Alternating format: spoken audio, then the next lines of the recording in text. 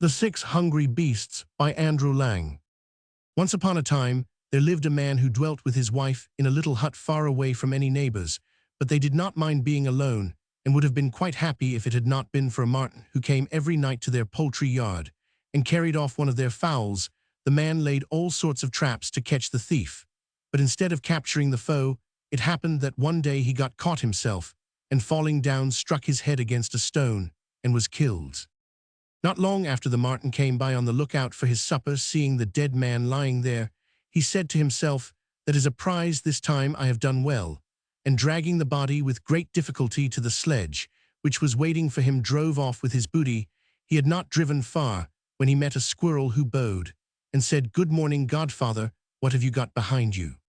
The marten laughed and answered, "Did you ever hear anything so strange? The old man that you see here set traps about his henhouse, thinking to catch me, but he fell into his own trap and broke his own neck. He is very heavy. I wish you would help me to draw the sledge." The squirrel did as he was asked, and the sledge moved slowly along.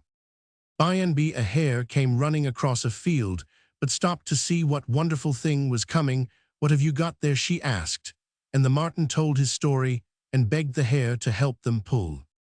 The hare pulled her hardest, and after a while they were joined by a fox, and then by a wolf, and at length a bear was added to the company, and he was of more use than all the other 5 beasts put together. Besides, when the whole 6 had supped off the man, he was not so heavy to draw. The worst of it was that they soon began to get hungry again, and the wolf, who was the hungriest of all, said to the rest, "What shall we eat now, my friends, as there is no more man?" "I suppose we shall have to eat the smallest of us," replied the bear, and the marten turned round to seize the squirrel, who was much smaller than any of the rest. But the squirrel ran up a tree like lightning, and the marten, remembering just in time that he was the next in size, slipped quick as thought into a hole in the rocks. "What shall we eat now?" asked the wolf again, when he had recovered from his surprise. "We must eat the smallest of us," repeated the bear, stretching out a paw towards the hare. But the hare was not a hare for nothing, and before the paw had touched her, she had darted deep into the wood.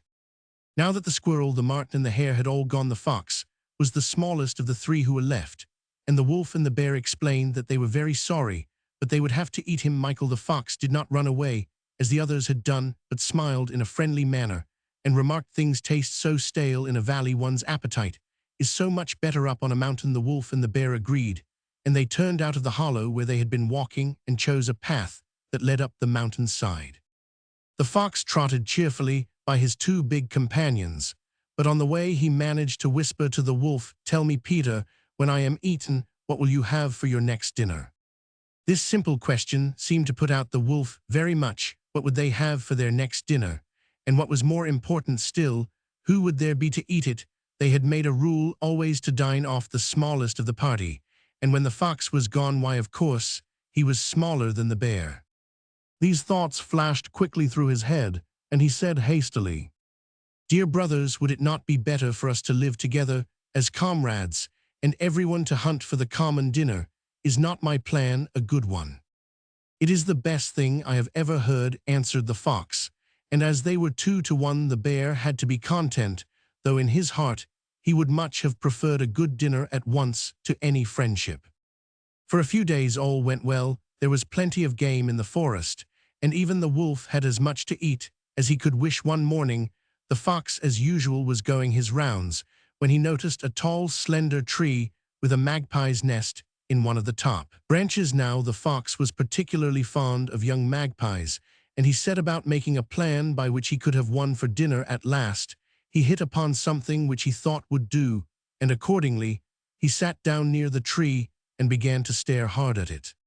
"What are you looking at, Michael?" asked the magpie, who was watching him from a bough. "I'm looking at this tree. It has just struck me what a good tree it would be to cut my new snowshoes out of." But at this answer, the magpie screeched loudly and exclaimed, "Oh, not this tree, dear brother, I implore you. I have built my nest on it, and my young ones are not yet old enough to fly.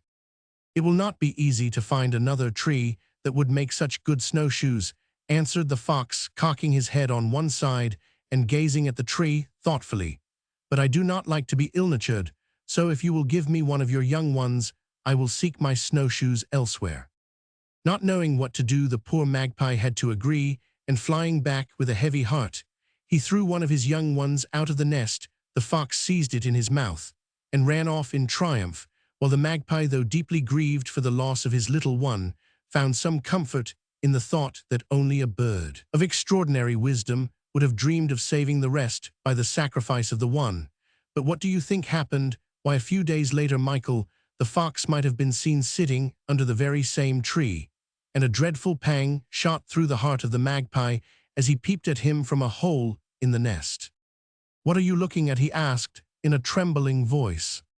"At this tree. I was just thinking what good snowshoes it would make," answered the fox in an absent voice, as if he was not thinking of what he was saying. "Oh, my brother, my dear little brother, don't do that," cried the magpie, hopping about in his anguish. "You know, you promised only a few days ago that you would get your snowshoes elsewhere." "So I did, but though I have searched through the whole forest, there is not a single tree that is as good as this. I am very sorry to put you out, but really it is not my fault. The only thing I can do for you is to offer to give up my snowshoes altogether, if you will throw me down one of your young ones in exchange." And the poor magpie, in spite of his wisdom, was obliged to throw another of his little ones out of the nest, and this time he was not able to console himself with the thought that he had been much cleverer than other people. He sat on the edge of his nest, his head drooping, and his feathers all ruffled, looking the picture of misery. Indeed, he was so different from the gay, jaunty magpie, whom every creature in the forest knew, that a crow who was flying past stopped to inquire what was the matter. "Where are the two young ones who are not in the nest?" asked he. "I had to give them to the fox," replied the magpie in a quivering voice. "He has been here twice in the last week, and wanted to cut down my tree for the purpose of making snowshoes out of it, and the only way I could buy him off was by giving him two of my young ones."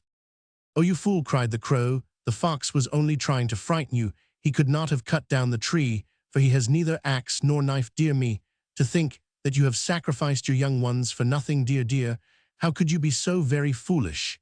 And the crow flew away, leaving the magpie overcome with shame and sorrow. The next morning the fox came to his usual place in front of the tree, for he was hungry, and a nice young magpie would have suited him very well for dinner. But this time there was no cowering, timid magpie to do his bidding, but a bird with his head erect and a determined voice. "My good fox," said the magpie, putting his head on one side and looking very wise, "me good fox, if you take my advice, you will go home as fast as you can.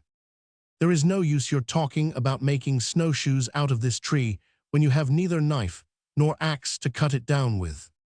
"Who has been teaching you wisdom?" asked the fox, forgetting his manners in his surprise at this new turn of affairs.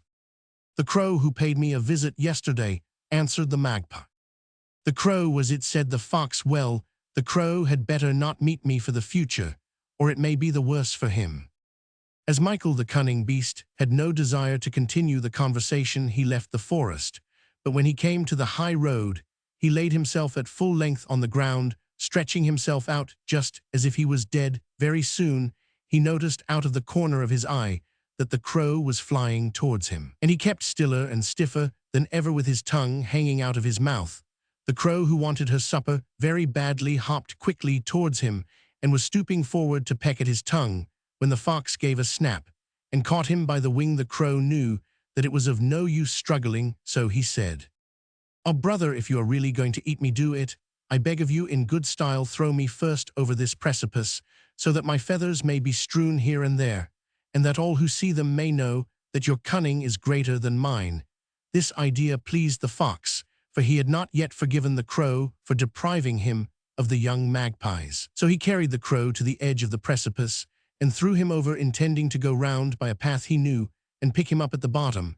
But no sooner had the fox let the crow go than he soared up into the air, and hovering just out of reach of his enemy's jaws, he cried with a laugh, "Ah, fox, you know well how to catch, but you cannot keep."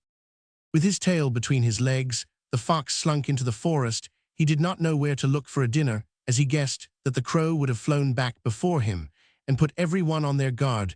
The notion of going to bed supperless was very unpleasant to him, and he was wondering what in the world he should do when he chanced to meet with his old friend, the bear. This poor animal had just lost his wife, and was going to get someone to mourn over her, for he felt her loss greatly. He had hardly left his comfortable cave when he had come across the wolf, who inquired where he was going. "I am going to find a mourner," answered the bear, and told his story. "Oh, let me mourn for you," cried the wolf. "Do you understand how to howl?" said the bear. "Oh, certainly, godfather, certainly," replied the wolf.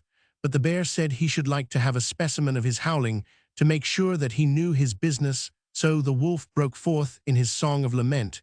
"Hoo hoo hoo hum ho," he shouted, and he made such a noise that the bear put up his paws to his ears and begged him to stop.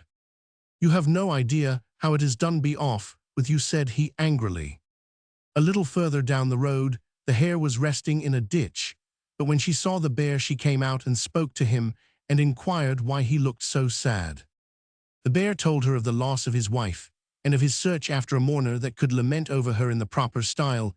The hare instantly offered her services, but the bear took care to ask her to give him a proof of her talents before he accepted them. "Pooh, pooh, pooh, pum, po," piped the hare, but this time her voice was so small that the bear could hardly hear her. "That is not what I want," he said. "I will bid you good morning." It was after this that the fox came up, and he also was struck with the bear's altered looks, and stopped. "What is the matter with you, godfather?" asked he, "and where are you going?" "I am going to find a mourner for my wife," answered the bear. "Oh, do choose me," cried the fox, and the bear looked at him thoughtfully. "Can you howl well?" he said. "Yes, beautifully, just listen," and the fox lifted up his voice and sang, "Weeping Lulu, the famous spinner, the baker of good cakes, the prudent housekeeper, is torn from her husband. Lulu, she is gone, she is gone. Now at last I have found someone who knows the art of lamentation," exclaimed the bear, quite delighted, and he led the fox back to his cave and bade him begin his lament over the dead wife, who was lying stretched out on her bed of grey moss. But this did not suit the fox at all. "One cannot wail properly in this cave," he said. "It is much too damp. You had better take the body to the storehouse. It will sound much finer there." So the bear carried his wife's body to the storehouse, while he himself went back to the cave to cook some pap for the mourner. From time to time he paused and listened for the sound of wailing, but he heard nothing. At last he went to the door of the storehouse and called to the fox. "Why don't you howl, godfather? What are you about?"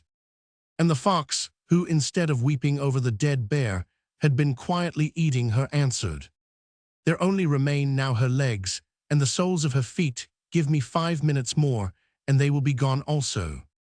When the bear heard that, he ran back for the kitchen ladle to give the traitor the beating he deserved.